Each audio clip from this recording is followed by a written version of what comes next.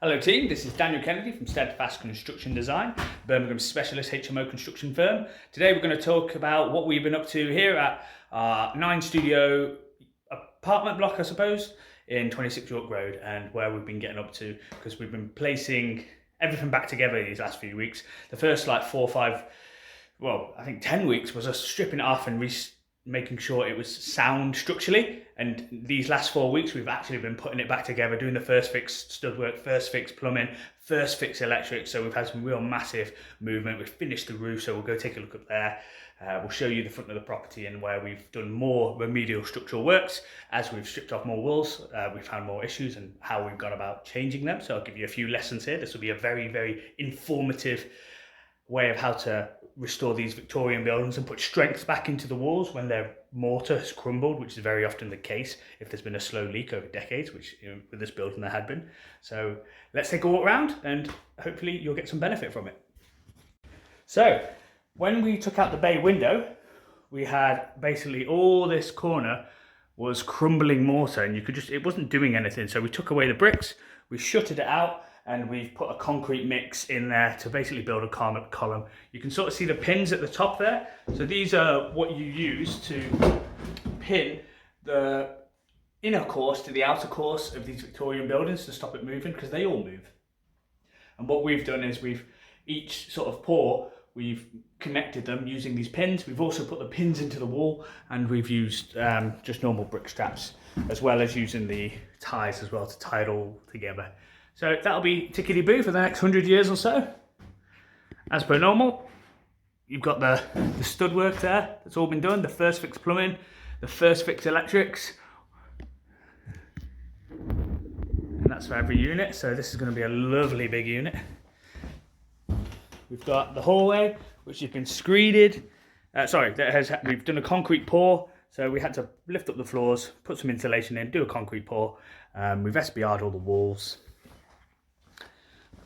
And then we've got this unit again, which required quite a lot of extensive structural works. You'll see here we've got the lobby, because we're putting in a kitchen in each room.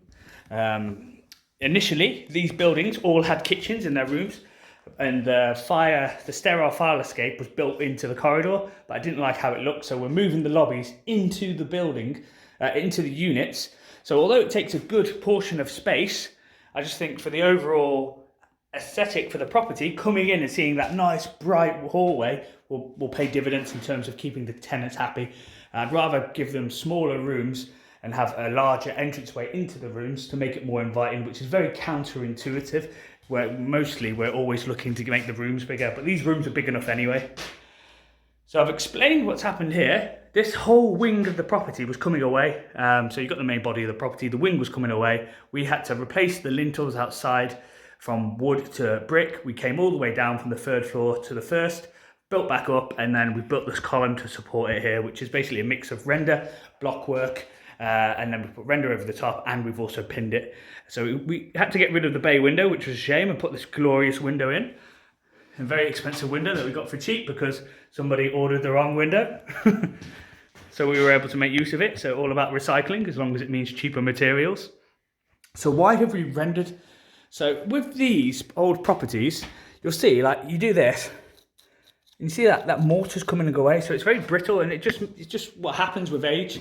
So we put this chemical called SBR, which makes the dust stick to the brick. So it sort of gives us a surface for us to be able to put the render on top, and then it strengthens the wall. So you see this here, this render is done absolute wonders for this wall.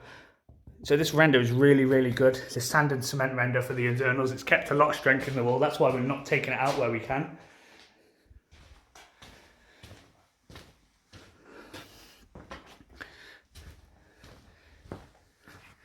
So a nice bit of artwork there for the team. That's very mature.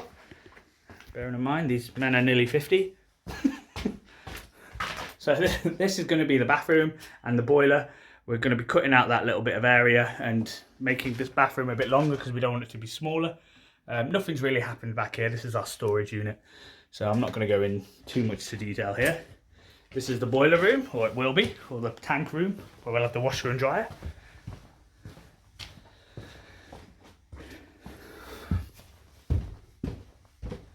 See, look, back in the gym, 3 weeks. I'm not blowing out my arse when I come up the stairs anymore, which is good.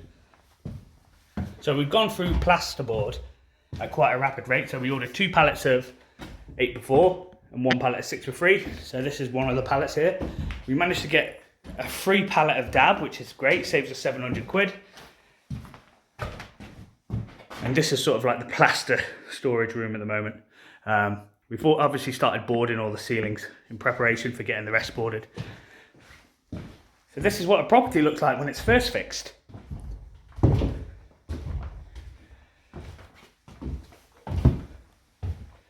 Some of you keen-eyed investors might know that we've replaced all the floors as well, because we had to pin all the joists to the house. You can see the ties there.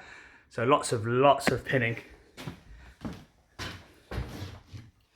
This is the size of the lobbies.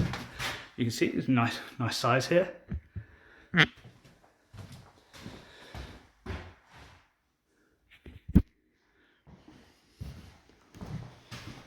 Now you begin to get a feel for the size of the room.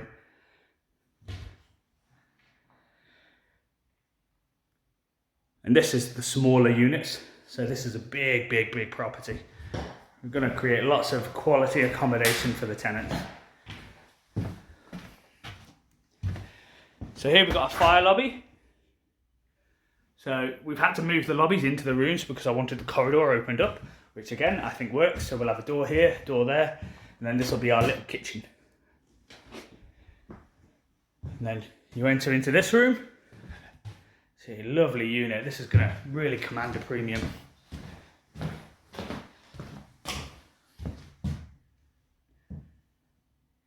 And standard bathroom, 1 metre by 2 metre, makes it look really big, make it feel really big.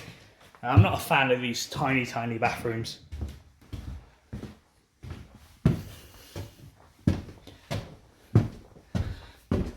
Now we're going up to the second floor. So the only bit of woodwork that hasn't been changed is the stairs. So all the joists have been changed, all the stud work's been changed, all the roof has been changed. So you can see there. We've put breathable felt on. We'll put some Celotex in. We'll put some rock wool on the flat bits. We've got the flat roof that's been built. We've added the dormer. You can see some of the structural works there that I've explained previously, where we had to go to the first floor, take all those bricks down.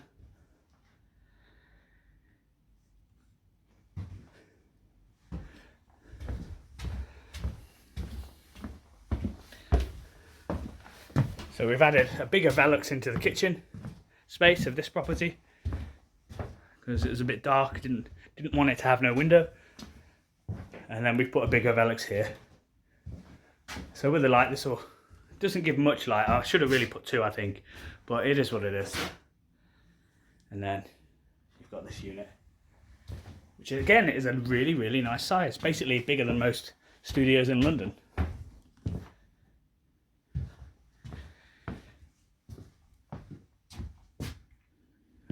You can see there, so we put rock wool for the flat bits and then Celotex on the cheeks. Oh, I have to turn that light off.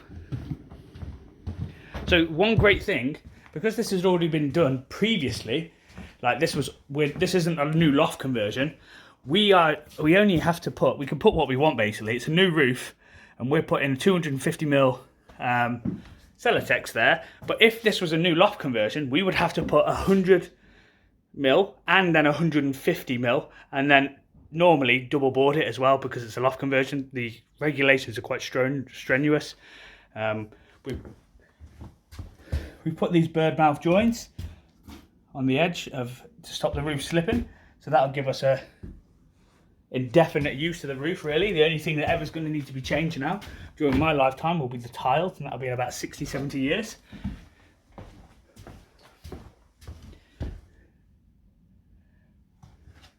Unless we get some storm damage. So again, a bit of a lesson for you. These things here, they're called purlings. Usually hold up the whole roof. We've strengthened these up by adding more timber here to take the weight of the additional timber that we're putting on the roof. You can see we've used more render here in the corners. So this is a very key wall. It goes through the whole building and it's load bearing. So we've put, during this join, because it was a bit weak during these openings, there's 2 door openings in this little corner. You see, so it takes a big chunk. So we've replaced the lintels with concrete lintels to strengthen it up because they were failing, and we've rendered this whole bit all the way down the building to give it strength.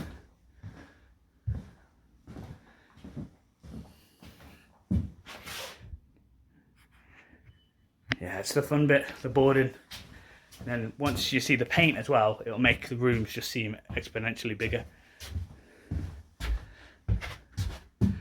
And we've done acoustic insulation in the floors as well, because I think with 9 people, 9 kitchens, there's going to be a lot of noise. And then those are our other plasterboards. Now you can see here all the fascia boards. We've gone for the wood grain effect just to make it a bit more in keeping with the area. You can see the breathable felt there. And then you've got the guttering. So all the guttering's clipped in. You've got the rubber flat roof there that's been glued down. The great thing about this, it's all one piece, so again, it's never going to have any leaks. And then here's the finished roof. Let me go up here and I'll show you the valley.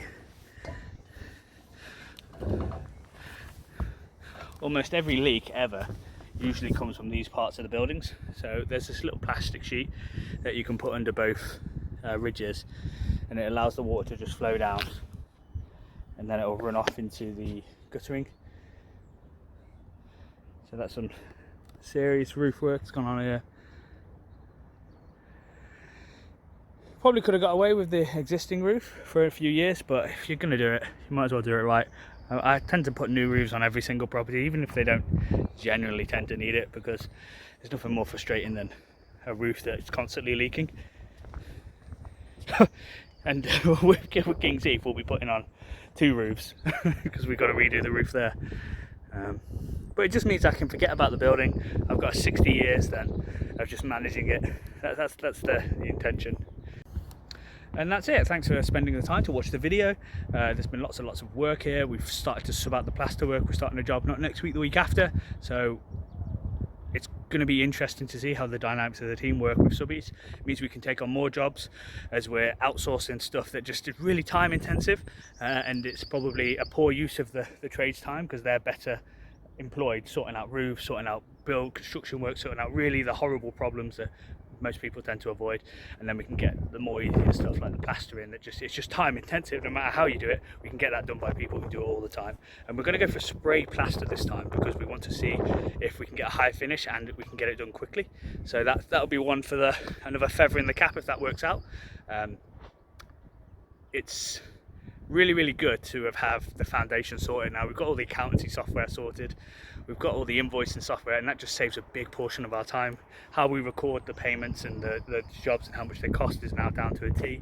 It means we're able to take on jobs. So we're doing 3 jobs at the minute, not next week but the week after. We've got the Lincoln job, we've got this job, and we've got one in Bearwood that we're starting. So it doesn't feel stressful as previous, like the last couple of years. I'd have been a bit stressed having so many on, but because we've got the standard of what we want, what happens first, which stages we get to, it's been really good. It's only this job and the previous job at Kennedy's Corner I feel that we've actually got it right.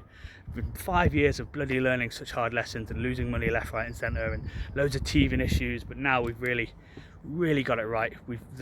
Even the lessons learned from Kennedy's Corner we've brought here. We've got the gas and water connected already, so that's how quickly we've done, because I didn't leave that to chance. We got that done ASAP, so there's going to be no issues there like there was in the last one. We're in week 14, 13 now, so this is a 25-week job. I'm convinced 25-week job of our team on here, because we've got boarding should be finished by the end of next week, virtually the top 2 floors. Because that's what everyone is on now. Everyone's boarding. There's nothing left to do apart from bricking up the rear window, and then it's plastering time, and then it's first fix, and then we're good to go. So we're at week 14. I think 10 to 15 weeks. 15 weeks will easily hit that, but I think we'll be closer to 10. Right, cheers, thanks for your time. If you want to come and view this, there's a development tour on the 15th of next month where we'll be viewing this site, a site that we're building out as well, Park Road, which is going to be a 10-bed HMO. So if you want to learn about how we got started and how you can not make the same mistakes that we did in the beginning, just pop along. I'll put the link in the description. Thank you.